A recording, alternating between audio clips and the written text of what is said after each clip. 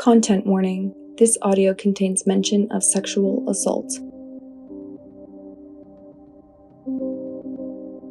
Welcome to Hidden Cases, an audio series highlighting sexual misconduct and sexual assault by law enforcement through first-hand accounts of their victims.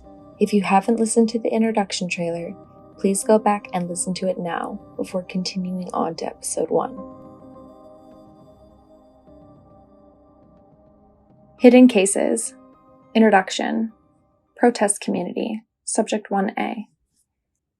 On June 24, 2021, the popular LA Korean spa Spa went viral after they defended an alleged trans client when at least 2 women from the spa yelled transphobic rhetoric at the Spa staff. There are a series of videos of the event with thousands of views on the Instagram account @CubanaAngel. Right-wing groups plan to protest the spa, advertising it as the Spa Anti-Pedo Protest on flyers. Counter-protesters advocating for trans rights planned their own protest with Smash Transphobia, Smash Fascism on their flyers. July 3rd was the first day of protesting. July 17th was the second protest with the same groups. Subject 1A was counter-protesting for trans rights on July 17th. The following is my interview with Subject 1A. This includes descriptions of alleged police violence and sexual assault. Their voice has been altered to conceal their identity. We had seen all of the footage and things from the first protest that happened at Spa, and we weren't able to attend that first time. But after seeing just how unhinged the white supremacist side of things were that day, we knew we needed to go. And I was too scared to, honestly. Until that morning, I said that I wasn't going. My wife was going to go by herself. Something in my gut that morning just said, like, no, your body is needed there. I need to hold space for, I'm a queer person, so it felt like, my community is specifically under attack. I need to be there no matter how scared I was. More of the white supremacists that were protesting more than the police, honestly, going into it. I know that they, more or less in situations where it's protest, counter-protest, the cops have kind of a history of just standing aside and letting it happen. I figured worst case scenario, it was going to be like, if it gets violent, it's going to just be the crazies.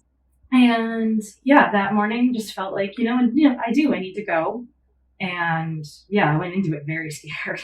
We saw that when we got there, we saw that the 4 corners around Spa were all occupied, and 3 of them were us, and right in front of the spa was just the police. So, it felt like, okay, maybe we're gonna have a W today. We're gonna hold space, we're gonna talk about trans rights, we're gonna stand out here with our trans flags and let the spa know that we support them. And that's it. Eventually, we were standing around for like an hour, I think, before the call came out that like they were coming down the street towards us. And when we saw the white supremacists marching down the street towards us, we decided to stay back at the intersection. And not a lot of people did. There was only like a handful of us, and there were not enough to hold all 3 corners anymore. Everybody just sort of abandoned the spa to move up a block, including all of the police. They left the spa as well to go up and be in between, 2 sides, a block up from the spa. And we decided to stay back. We had like stockpiled water and snacks and things that people were. It was really hot that day. I remember it being scorching, like painfully hot. It was like noon, right? Yeah, it was noon. Like this all happened between like noon and 1, and it was really, really hot out, and everybody was just dripping in sweat. People were lining up down an extra street because it was the only one with shade. Mm-hmm. The sun was like right over us. Absolutely. And we decided to stay back at the intersection because, what if they decide to, cut over from a block up and then they take the spot? Then that's, we don't want that to happen. So we decided to stay back and just, from off in the distance could see like the tear gas canisters going off, and we could hear the pops and stuff. and see I remember seeing the smoke grenades going off and the color grenades, the colored right? smoke. I remember seeing like a giant puff of orange smoke and thinking, oh, here it goes. I remember that moment too. Yeah. And slowly but surely more people started to fall back to the spa and come back to the intersection. And then we were in front of the actual spa. We had taken that intersection. It had been completely abandoned. And we said, well, if we can only hold one corner, we might as well hold the most important one. We moved over all of the water and snacks and things into the shade. And we kind of felt like, okay, great. Our people are starting to come back and we're gonna stand in front of the spa. We'll wait until they clear out. Like, I remember thinking, like, this is it. We got the W today. Right. This is going to be a successful afternoon. And then our people started coming back to the spa, and eventually the cops started moving in back towards the spa and kept getting closer, and they kept getting closer, and there were more and more of them piling in from the side streets, and they crossed the street over to the spa. People started spreading out and taking up that whole street because, just a line of cops and encroaching on us in front of the spa. So people started spreading out towards the park on the other side, and then a whole dozen or so extra cops showed up in front of the gate to the park, and they started shutting the gate to the park. It felt like something went off in everybody's heads. Like, everybody immediately got the message of like, this is no longer them standing in the middle of us and them. We couldn't even see, the counter protest group anymore. But the cops were still getting closer and closer, and they all, every other one of them has the beanbag gun out or the rubber bullet gun out. And there was a moment where I saw a female comrade who was right up against the line of police. She was at the fringes of the group in front of the spa. And when they got up close to her, she's like very, very petite person, but she was right up in their face and yelling at them about everything that they saw happen and didn't do anything about, just yelling at this officer. And he, with both hands full force, shoved her, through her chest, and she ended up falling back a few feet and getting caught by other comrades because now everybody's squished on top of each other.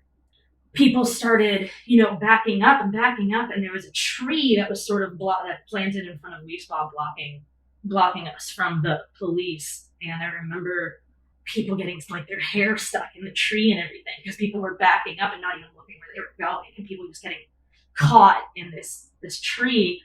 And through the branches of the tree, seeing them, another girl stepped into that one's place to yell at them for how dare you push her like that.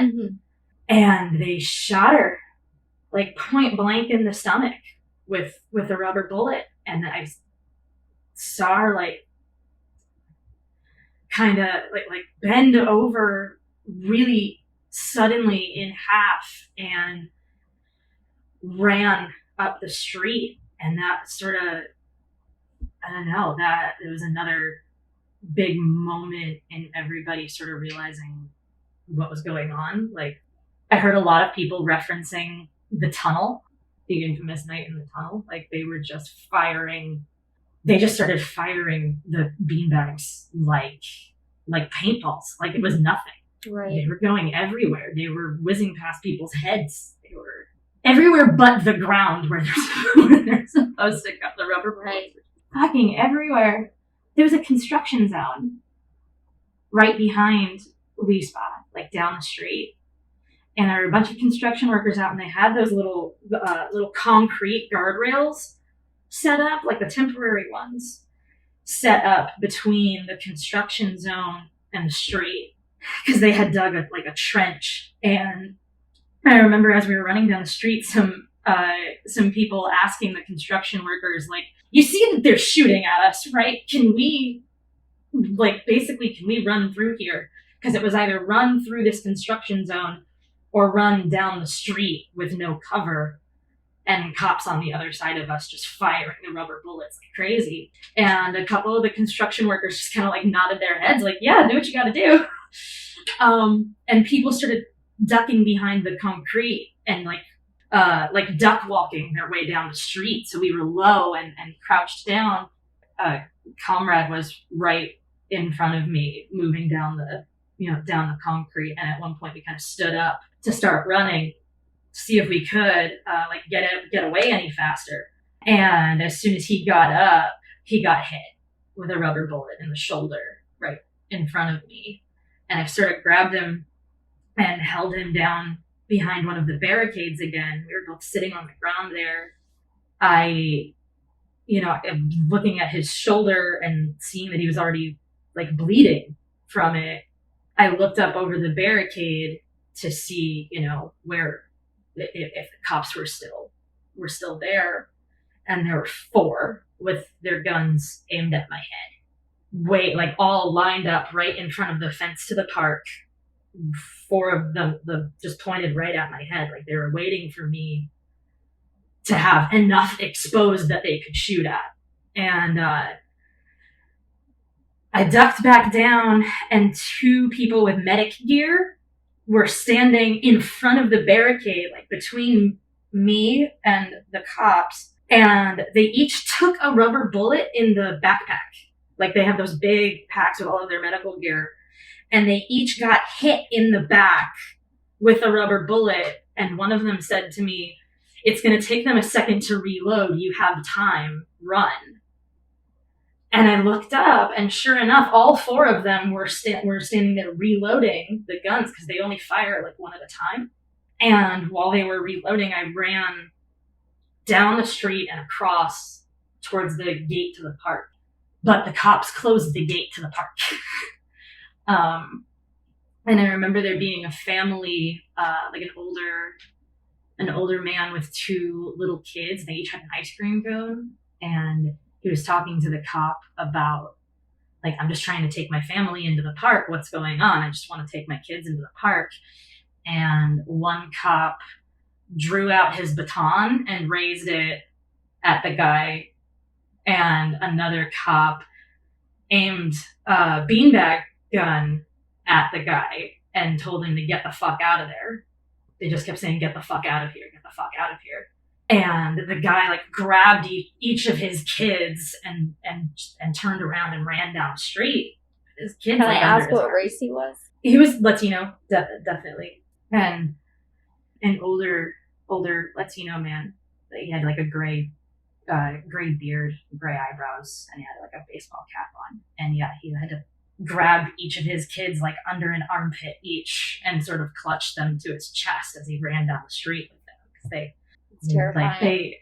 I couldn't believe I saw them like the one cop literally had his baton over his head facing this guy who just had 2 little kids with ice cream. Like it looked like a scene out of like a war movie. It didn't look real. Right. Another comrade was standing right up against the fence as the cops were moving down the street, and they made their hands, like they laced their fingers together into like a basket and said, "I'll give you a boost," so I could get over the fence and into the park. I got my hands up on the top rail of the fence, and I stepped into their hands with my right foot, and I was able to swing myself up, and I was over the fence. Like my left leg was over, my right leg was still in their hand as they were pushing me up. I looked down, and a cop hit them with a baton, like in the gut. So they doubled over and dropped me. A cop grabbed my right ankle and tried to pull me off of the fence and like back into the street.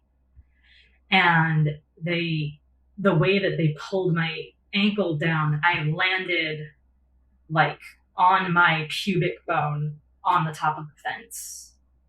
Like I hit the top of the fence with so much force that I bounced out of the cop's hand. Like I bounced out of his grip and over the fence into the park. Oh my God.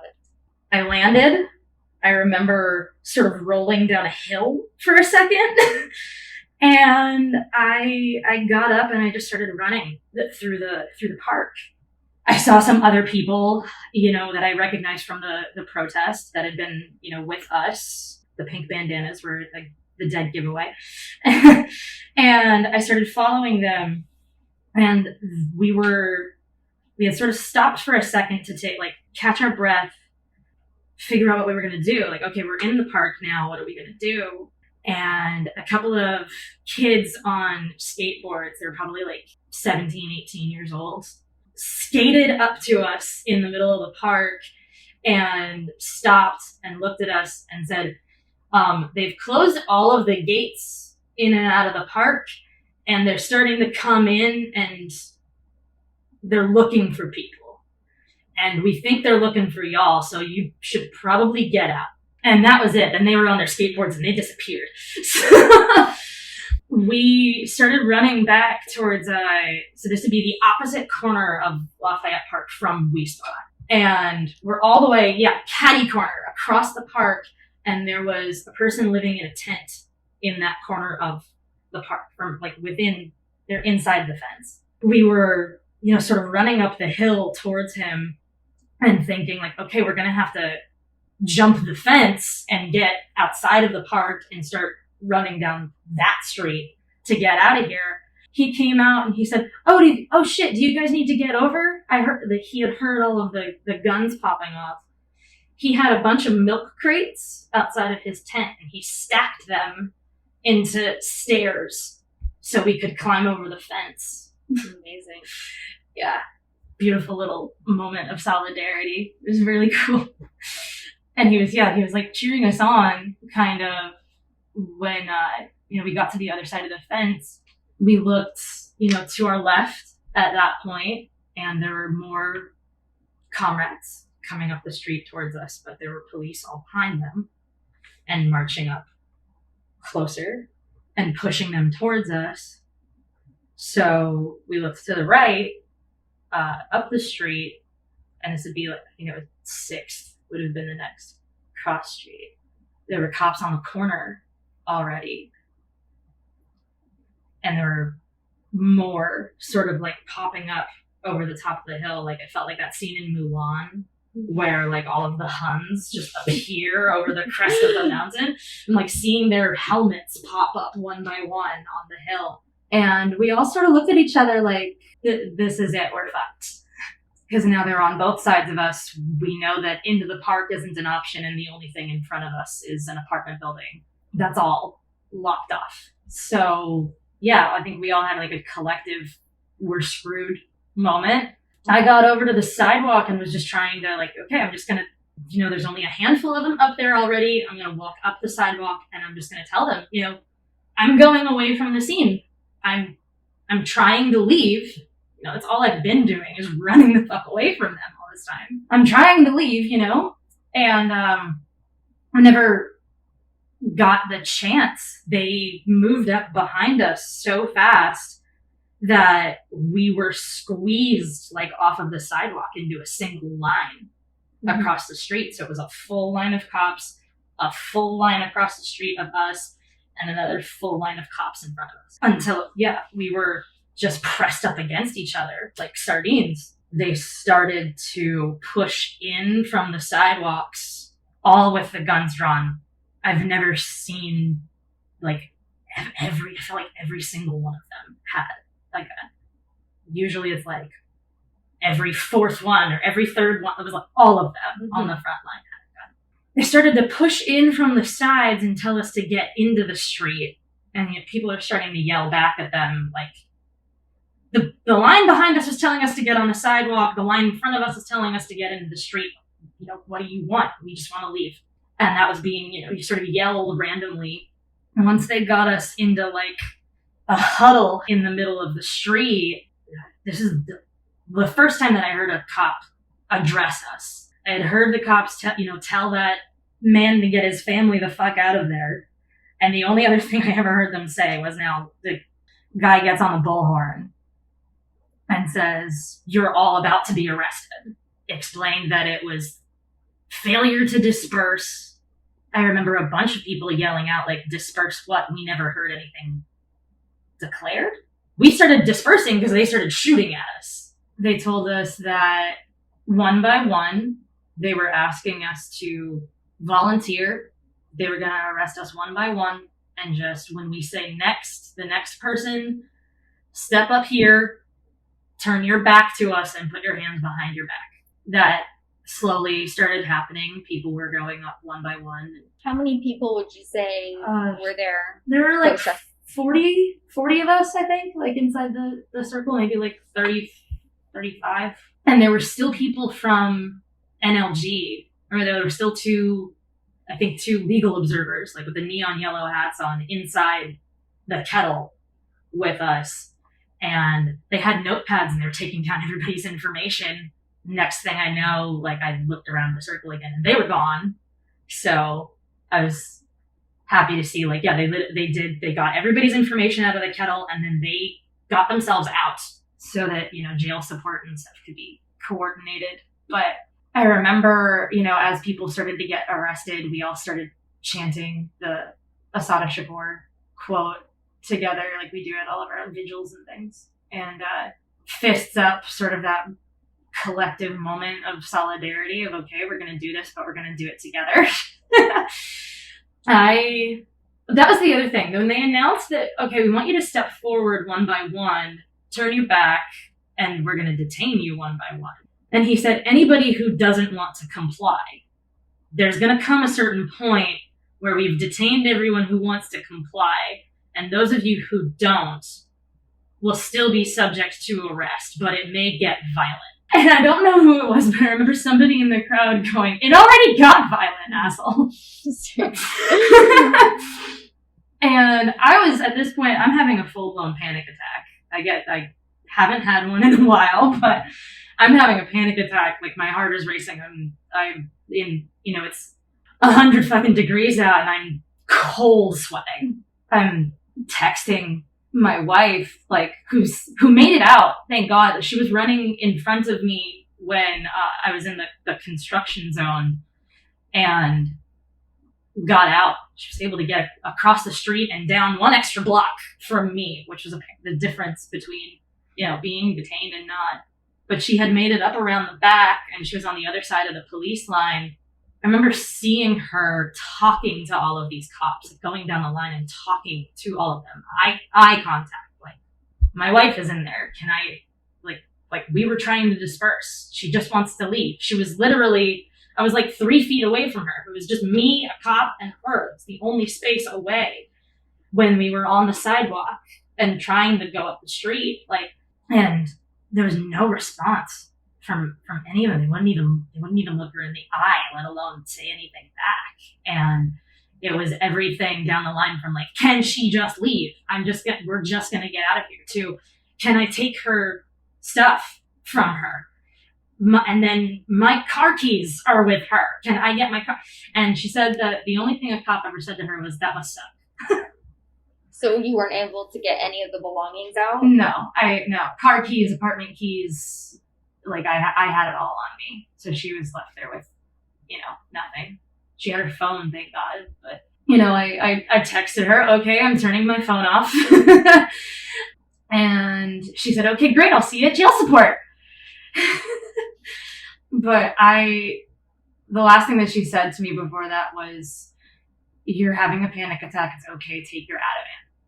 And I have, like, a little emergency keychain of it. I keep one of those in there, and then a bunch of Excedrin, because I get migraines.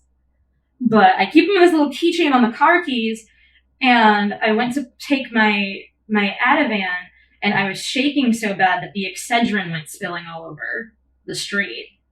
And I remember a bunch of people, like, crowding around me and making, like, a human shield and stomping on the Excedrin. And I was like, guys, it's just Excedrin. And they were like, a bunch of cops just saw a bunch of pills fall out of your hand. Just...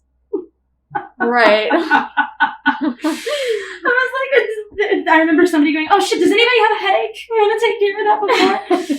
But I thankfully, the one little, thing for my panic attacks I caught and managed to take it when, a couple of my friends that I really trust and like I'm really close to said, okay, we're going to volunteer next. Okay. So to make sure that, we hope we can like stay close to each other, how about we do this? I'm going to volunteer. There was one of my male friends like, I'm going to volunteer, then you go, and then he'll volunteer next. So hopefully we can all stay together, because they were just trying to, keep me calm. And, I said, okay, one of them volunteered, and then I went next, walked up to the police officers and, stood where they said, turned around, put my hands behind my back. Two male officers, put the zip cuffs on me.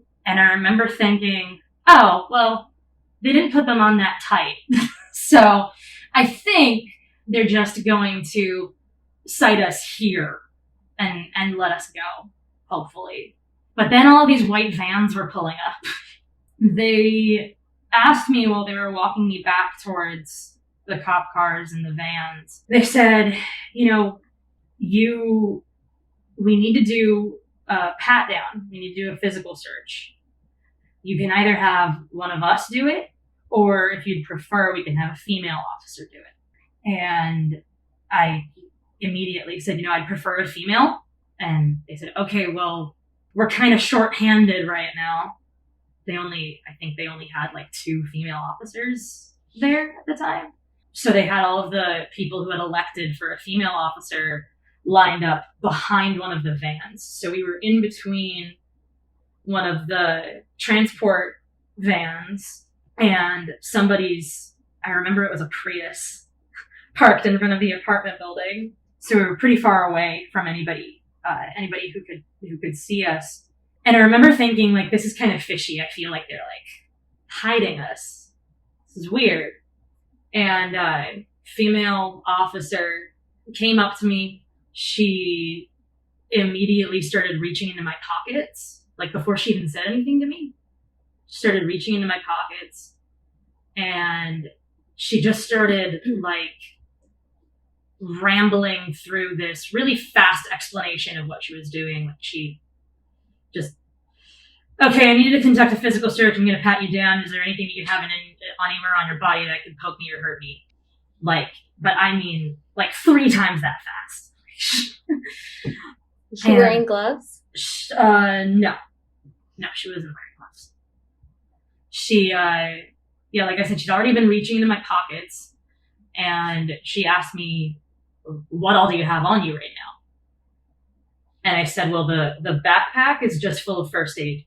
It's just first aid supplies. The pocket on my right side has my phone. My car keys are clipped onto my belt loop. And I have my wallet in my left pocket. And she pulled my wallet out of my pocket. She pulled out my driver's license. I told her, I turned my head to look at her, to let her know that the address on my driver's license isn't up to date. And when I turned my head and I started telling her that, she cut me off and said, look back at the van, don't look at me.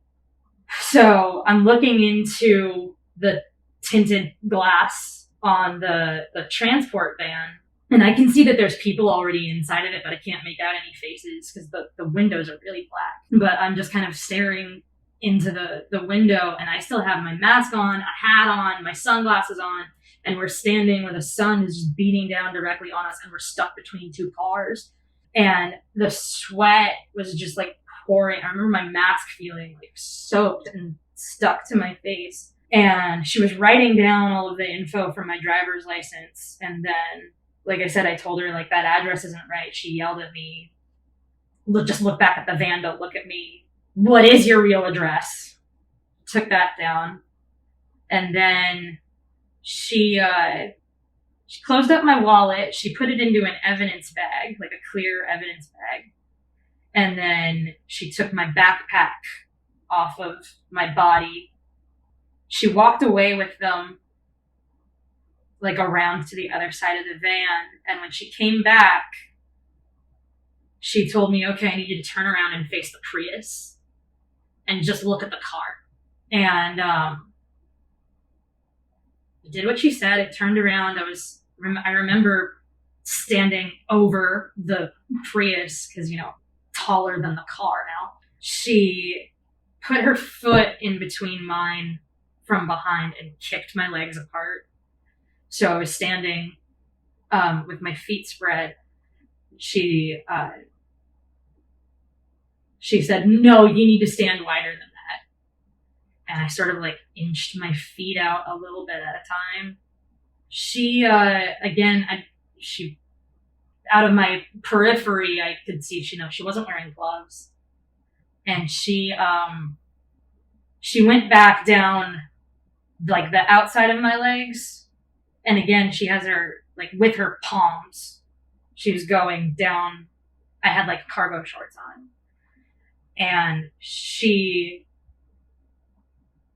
reached in to the pocket where my phone was, felt that it was just a phone, and left it in my pocket. And then felt my car keys and left them there, like clipped onto my belt. And then just like that, all of a sudden, her hand, like her right hand from behind, was up in between my legs. And she, with an open palm, she pressed her hand up into my shorts, and I could feel her like through my shorts. She used her fingers to push my underwear to the side, and then was using her fingers to like push my shorts, like the material of my shorts, up inside of me, and was like pushing my pants around inside my vagina with her fingers. And that was the moment where I remembered landing on top of the fence, because it hurt like hell. Like I was already sweating bullets because of the heat and the panic attack, and I saw stars, and I started to like tilt forward. And at one point I remember like my chest was pressed like on the window of this Prius, and I'm leaning over the top of it, and my head was just spinning, and I was seeing stars like going around my head. Like it hurt. That was I just remember it hurt so fucking bad. Then sort of like coming to with this realization of like, my underwear and my pants are stuck inside of me right now, and her hand is now like up in my butt crack and then up around my bra and stuff, like, but my pants are still stuck there. Oh my God. Like I had this like physical reminder of what had just happened. And she like hit me on the, like she like slapped my thigh to tell me, like that was her way of telling me that I could like close my legs again and stand up straight. She clicked the zip tie cuffs on me like 2 clicks tighter on each side, to the point where it hurt, and I realized that like I couldn't feel my thumbs at all. And she grabbed me by the elbow and led me back around the back of the van. And she sort of like, she pointed to my backpack on the ground and the bag with my wallet in it and said, "That's your stuff, right?" I said, "Yeah." She said, "Okay, just to verify it's going in this van with you. Go ahead." And I climbed up in the van, and I sat down next to who it was that had been, like I'd been facing them through the window, and I sat down next to her, and the first thing that she said to me was, "If your wife saw the way that pig touched you just now, she'd be laid out on concrete." And I said, "Oh, I didn't imagine that." She said, "No, I watched it the whole time." She was like, "Oh my God, are you okay?" And then the next girl who was put in the van, the first thing that she said was, am I special, or did they finger everybody in here? And she kind of said it as a joke, but then 2 other people in the row behind me said, yeah, they did that to me too. I thought they were, and somebody said, I thought they were only supposed to use the back of their hand. I thought that was a part of it. And then another person laughing and saying, yeah, that's what they're supposed to do, but that wouldn't be any fun for them. I was, and then we're all sitting in these, like, bucket seats in the back of the van. They didn't have the AC on, and we were all, like, closed up in there. People were asking the officer in the driver's seat, like, the van is running. Can you at least turn the air conditioning on? And he just kept saying, it is on. It wasn't on in the back. There were, like, little vents in the ceiling and everything. None of those were on. Somebody was, like, yelling at him. They're different. It's a different knob. I'm looking at the knob right now. I can tell you how to turn on the AC. Come on, dude. We're dying back here. It wasn't until, the van was full and a second cop got in at a shotgun, and he had a rubber bullet gun. He still was holding it, but he sat in the passenger seat sideways. So he was, like, actually facing the driver with the gun, the barrel of the gun pointed towards the back seat. And with a big, like, smile on his face, he turned on the air conditioning in the back and was, like, blasting. He's still holding still in the van. We're all zip tied. And he was still holding the rubber bullet gun, like, at the ready. And he sat that way the whole drive to Rampart. He sat that way the whole drive to the station. And when we got into the parking garage, we could see that they had, like, a line of chairs set up and a bunch of plastic tables. And they were unloading us one by one. And when we got out of the van, we all started walking towards the chairs.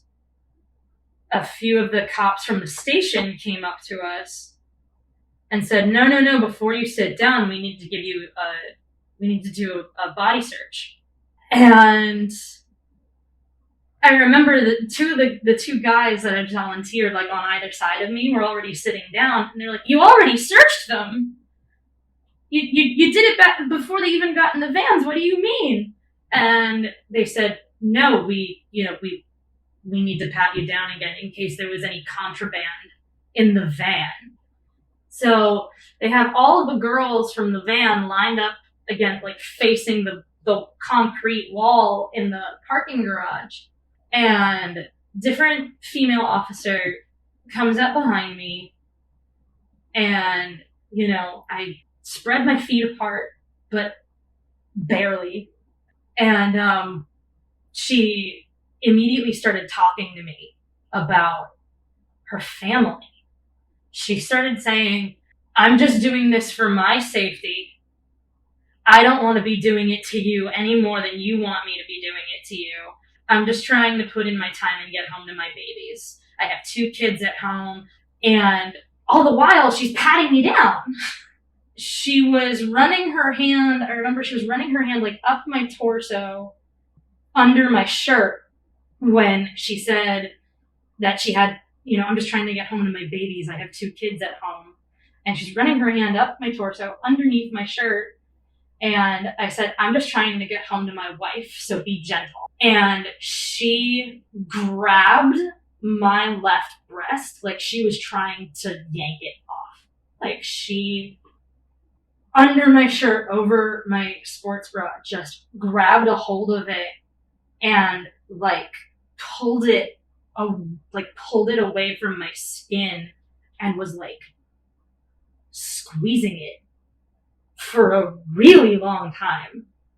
And I remember thinking, like, what the hell kind of weapon do you think I'm trying to smuggle inside my boob? Really? This is not right. I remember thinking, what the fuck is happening? And she laughed. She laughed in my ear. Like, she was right behind me. Her face was, like, right over my shoulder. I said, I'm just trying to get home to my wife, so be gentle. She did that, and she laughed in my ear, and then physically, like, put her hand on my waist to turn me around and say, you can sit down now.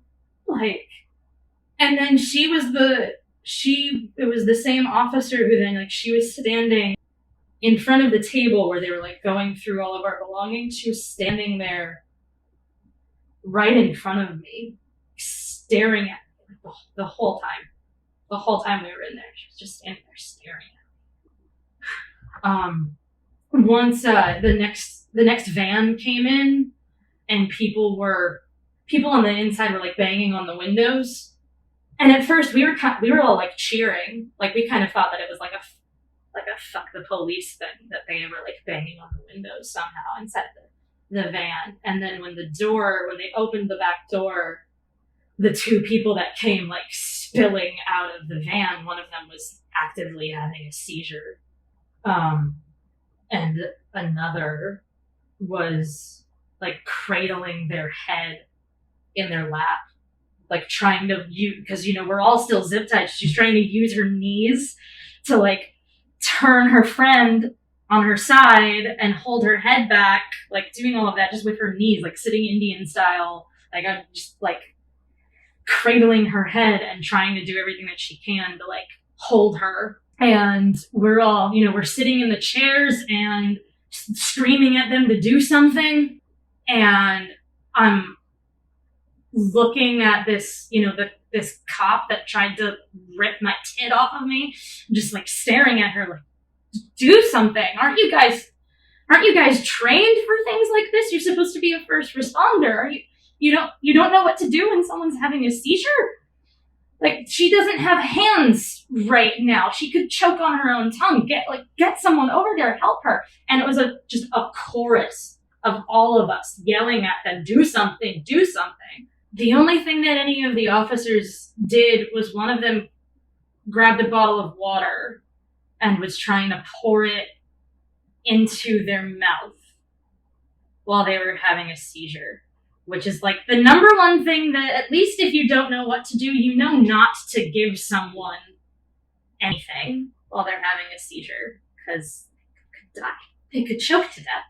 And they're splashing this bottle of water into their face, like, and then there are more people screaming at them, dear God, no, oh my God. And the paramedics pulled in. Apparently it had been 20 minutes since they had actually called. Like, they called while they were, I think they called while she was being transported, while they were being transported. But hospital was only 3 minutes away. They managed to, I know one person that was detained was saying, I'm medically trained, I can help. Cut the zip ties off of me, I can help. I know what to do, I can help them. They were, she was standing up, and they said, no, sit down. And eventually they got up and they started walking towards the seizing person. Like, even with their hands bound, they were bound, like, they were gonna do something. They were gonna try to help. And instead, 5 cops ran up to her and did, like, a full 4-point restraint on them. Even though she's already handcuffed, they each got 1 in each elbow and 1 on each leg and carried them away. And we didn't see them for the rest of the time that we were detained. And I don't know what came over me. I looked at, this same cop is still standing in the same spot and still staring at me like nothing else is happening. No one ever took my sunglasses off of me, so I'm still wearing my rainbow pride mask, my rainbow sunglasses, and I looked at her, and I remember saying, your grandkids are going to find out what you did for a living and despise you. Look what you just let happen. And that was the first time she broke eye contact with me. She actually looked down at the ground and, like, shook her head. She walked out of the parking garage. Like, she walked back inside and disappeared. She didn't come back out again. I didn't see her again.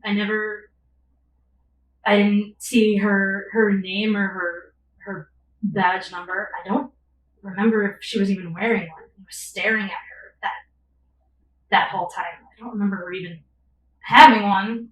But yeah, she just sort of like disappeared at that point.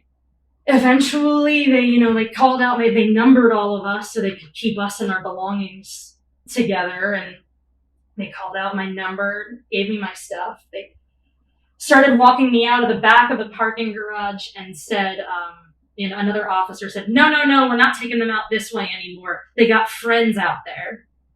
Because jail support had set up outside the back entrance of the parking garage. And he said, okay, fine, I'll take her out the front. And turned me around and was walking me back past everybody and up out of the parking garage. Well, there was more jail support people out on that exit too. Yeah, then right when I was up against the gate, they snipped the zip ties off and put my backpack over my shoulder and gave me my wallet back. My citation for failure to disperse. The first person from jail support that I saw said, "You're limping, are you okay?" Turns out that I threw out my back at some point during the afternoon that day. It's, a week and a half later and my back is still thrown out. I'm basically locked into a muscle spasm that's just gonna have to eventually go away on its own somehow. I still have waiting on x-rays. There's no way that the way they searched us was by the book. I was already I've been sexually assaulted in the past, and it's been 10 years. And I felt like I was really healed from that. I'm not. It's just it's not just two new traumas at once. It also brought back everything from the first time. I feel like I'm reliving that all over again too. It's all of it just playing on repeat, The thing I can't get over is when I was sexually assaulted by a friend in college and I told him that what he did was wrong and that it hurt me and that it traumatized me and that it ruined our friendship. He had a conversation with me and he apologized and he, I could see him become a different person after that. I could see him grow. I could see him change. And a part of me is always going to think of him as the person that assaulted me, but he didn't get any joy out of what happened. He realized I made a terrible mistake and I am sorry. Mm-hmm. These two women laughed at me and smiled and got joy out of what they did. And I am very upfront about the fact that I am a lesbian. I have a fucking tattoo on my it's behind my if you can see me, you can see that. And I had a pride face mask on and rainbow sunglasses, and this is very obviously a protest for trans rights. This is about the queer community, and that is who is out here protesting. And then for them to respond to that, this obviously queer person, I'm gonna take joy out of molesting them. It makes me sick. I've never felt more sorry for a person in my life. I don't know what kind of a soul you have to be in that moment and laugh.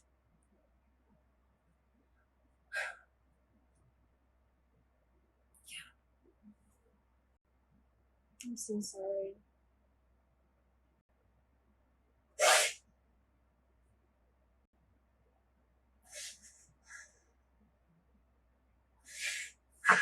So sorry. Thank you for telling me. Yeah. Can we take a break? Yeah. Okay. Yeah. Thank you for tuning in to the first episode of Hidden Cases. Hidden Cases will be releasing new episodes every Friday. Subscribe on Spotify to never miss an episode. For more information, visit our website, hiddencasespodcast.com. If you have been affected by police sexual misconduct and you'd like to share your story, please email hiddencasesla@gmail.com. If you'd like to join the community, please join us on Instagram and Twitter at hidden_cases. Hidden Cases is written and produced by Strawberry Fields.